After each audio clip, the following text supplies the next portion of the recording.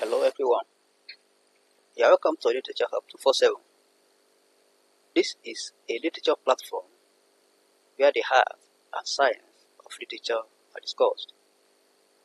This video is about The Marriage of Anansewa, written by Efua Sutherland. The Marriage of Anansewa is one of the African drama texts recommended by WAEC and NECO in the 2026 to 2030 syllabus. In this video, we are going to discuss Act 1 of the text. We've already discussed the plot summary of The Marriage of Anansewa. If you need it, you can check it on the platform, or you request for the link to that video. Just write in the message box that I should send you the link to the plot summary of The Marriage of Anansewa. Now, The Marriage of Anansewa, Act 1. This scene opens with the player singing, decrying the situation to the world that life is a pain and struggle. While the song goes on, Ananse rushes in, escaping from the rain outside. He wears a raincoat and receives an umbrella from the property man. He walks about shaking his head like a troubled man, sings the solo part of the song. When the song is over, Ananse compares the rain that beats him with the rain that whips him. He decries how people are suffering. Now let's look at that again. Ananse compares the rain that beats him, that is the physical rain that beats him, with the rain that whips him, that is the suffering that is going on in him. Let's continue. He calls Anansewa to bring a typewriter and calls on anybody who has a solution for a better living to come to the aid of the others. He has the audience if there is anyone there. This type of drama, the audience are also participants in the drama presentation. As he takes off his raincoat, he calls Anansewa again to bring a typewriter. He gives the raincoat to the property man.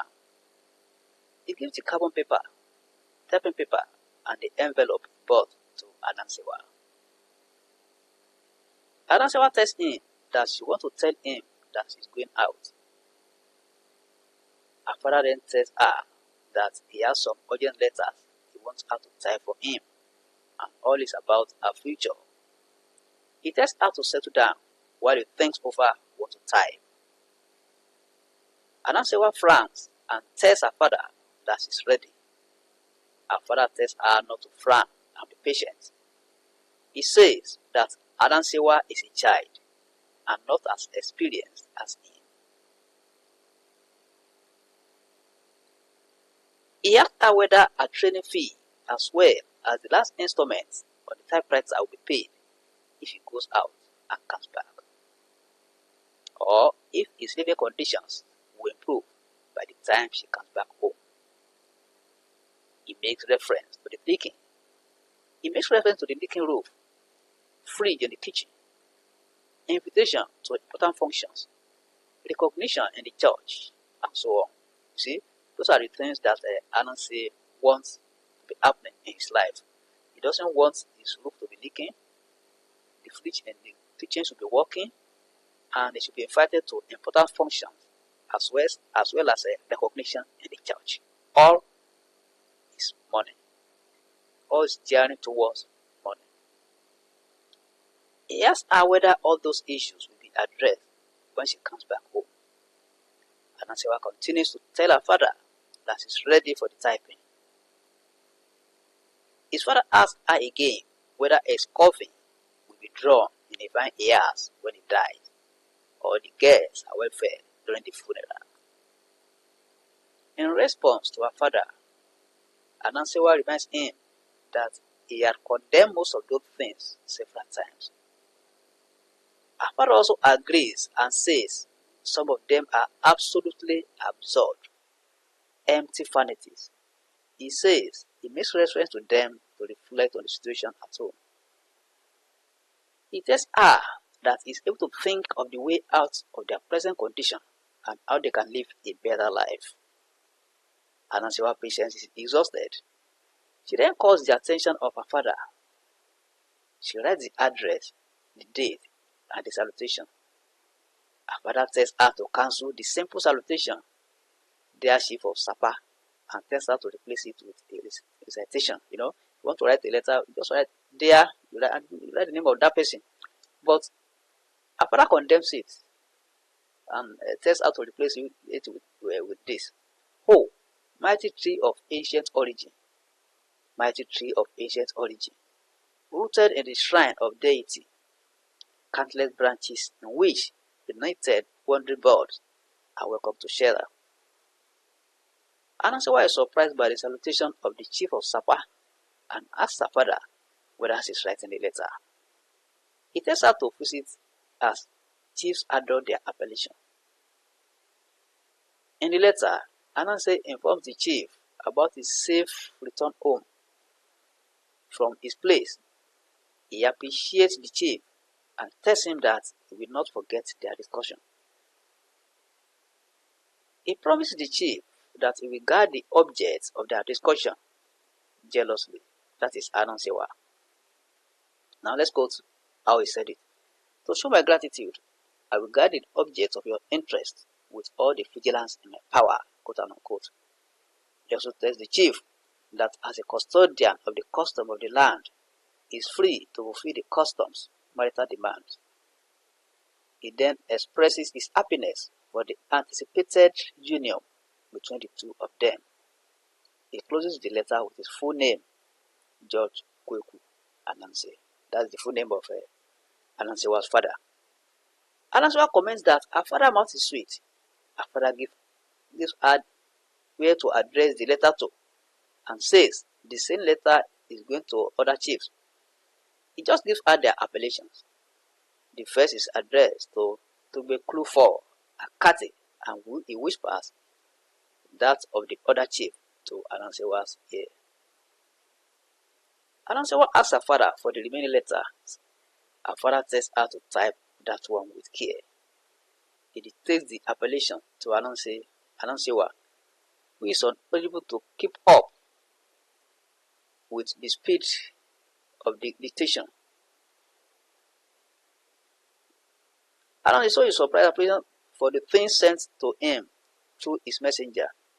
He also assured Nana that all is well with the objects of his interest and looking forward to when he will take her to his house. "All is well with the objects of your interest.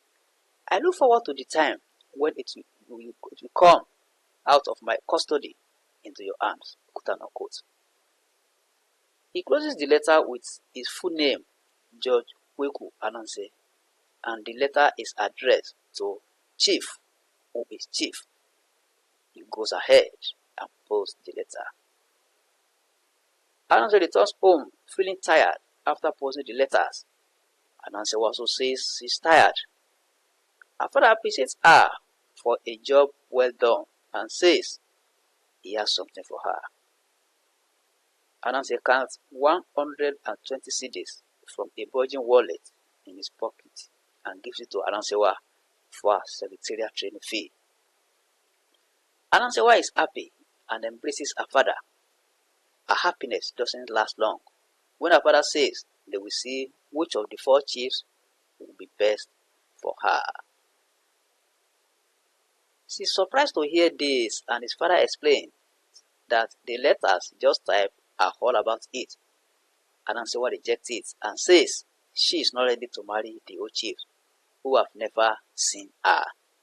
So Ananse has gone ahead to arrange 4 suitors for Anansewa without her knowledge, just to fulfill his own ego.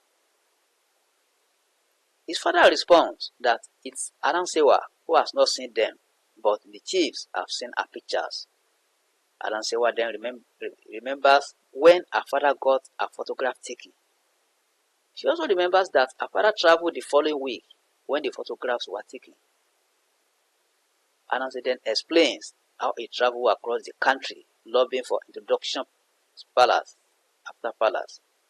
He says he finally settled with 4 chiefs that he could show her pictures to.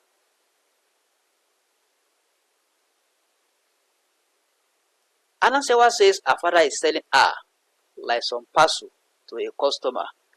So he's telling her father that the man is only trying to sell her like a commodity. He's trying to turn her to a commodity for sale. She turned it into a song and the players join her. She says she will pick a lover herself. That is Anansewa. In response to Anansewa's question, her father says that the chiefs are satisfied with her pictures. He informs her that her engagement is very close. Anansewa says she's not ready to take part in any photo engagement and that she's 20 and not a child. Her father responds that she's still a child so far she's eating out of his pocket. Anansewa says she will stop eating and stop attending the secretariat school. Her father tells her to return the fee he just gave her and stop attending when she finishes in 2 months' time. That is, the program is going to finish in 2 months' time. Anansewa is about shedding tears. She says she didn't say she will not attend the school. She is only not agreeing with marrying the old chiefs with 50 wives. Her father cunningly asked her, supposing it isn't some old chiefs, but the finely built, glowing, black, large-eyed, handsome as anything courageous, and famous chief who is chief. He tells her that she just typed a letter that was posted. Anansewa is amazed and excited that she just typed a letter to chief who is chief. That man is an important personality in the society. So he now tells her that she just typed a letter that was posted to him, that is to chief who is chief. And Anansewa is surprised and happy that she's typing a letter to chief who is chief. Anansewa then searches for the copy of the letter and reads the portion where she typed the object of your interest.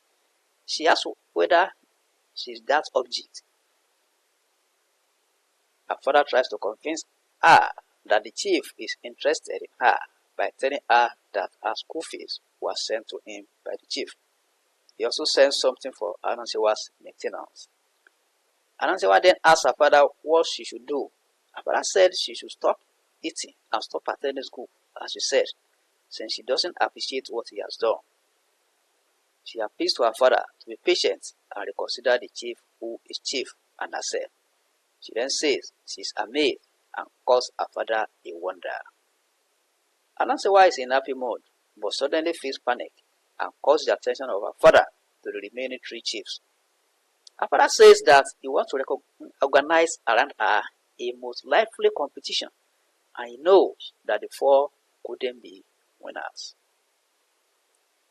He allays the fears of Anansewa and tells her to return to school the following day, pay her fees and fix eyes on her certificate. Anansewa then puts her trust in her father and goes out. Now there's another scene. The property man clears the stage and the storyteller takes over. The storyteller comments that Ananse really needs rest because of what he just passed through. He breaks into song and the players join in. The storyteller says that he feels for Ananse being a father himself. He says that Ananse understands the customs well and uses it to suit his purposes. He adds that the 4 chiefs should know that they need to pay their way with gifts to improve their chances. He says Ananse has selected the right men who will do as he wishes. He said things are complicated for Ananse, but asks if there is any law that binds him to give his daughter in marriage to any of the chiefs. The players answer that there is no such law. He starts off the song on How Shall I Find a Mate? Akosua walks in and stands among the players with arms akimbo. Akwasi then enters looking for Akosua. He asks the storyteller if he sees Akosua and is shown where she stands. These are a young couple, Akosua and Akwasi. Akwasi rushes to Akosua and holds her waist, and Akosua tells him to let her go. Akwasi says he will not leave her and that she could not spend his money and treat him like that. Akosua claims that she's not Akwasi's wife and that he should prove himself. Akwasi responds that he's her husband. He has bought her gifts, clothes and jewelry. Akosua responds that Akwasi forces those gifts on her each time he brings it and says she's always reluctant to accept it. Akwasi says he does that because she's pretty. She insists that she's not Akwasi's wife. Akwasi then tells her that her parents know that she's his wife and that she should ask them. Akosua, surprised, tells him to come to her house and tell her parents if they will not give him a dirty slap. She says he will only be recognized when he places the customary head drink. It is then she becomes his wife. That is, the placing of the head drink is very important in marriage in that area, that is Ghana. The storyteller stops him and tells him to take the girl to court if she wrongs him. Akwasi cautions the storyteller not to infuriate him. The storyteller goes back to his views on Ananse. He says it is possible for him to profit from the gift from the daughter's suitors and not be bound by any obligation. He says Ananse is cunning enough to explain to Anansewa what she will gain from his plans, but doesn't mention what he will gain personally. He smiles, shakes his head, and says that Ananse has overdone it a little, that Anansewa might be right when she feels afraid. He adds that the process of Ananse selecting her husband for his daughter and getting maintenance for them from the suitors is a trap. He may not be able to free himself from the tangle. He hears footsteps and stops. The postman enters with letters in his hands, checking the address on the letter against the house on the street. He finds the house and asks the storyteller if he is Mr. George Kweku. The storyteller directs him to Ananse and the postman delivers the letter from Tugbeklu to him. Ananse is pleased and happy with the content of the letter. So the gifts are already rolling in, that is the gifts from the four suitors contacted by Ananse on behalf of Anansewa, but without a knowledge of Anansewa. That is Act 1 of the Marriage of Anansewa. Act 1. That is the Act 1 of Marriage of Anansewa, written by Efua Sutherland. So, if you are new on this channel, just try and click on the subscribe button so that you will be part of this platform. That will give you access to all our videos, and any video that is produced, you are going to be notified. So you can also invite your friends to join us, because we are going to analyze all the recommended text and appreciate all the poems on this platform, as well as past questions. You can also share any of our videos on any social media platform. You are free to do that. You are welcome, and God bless you.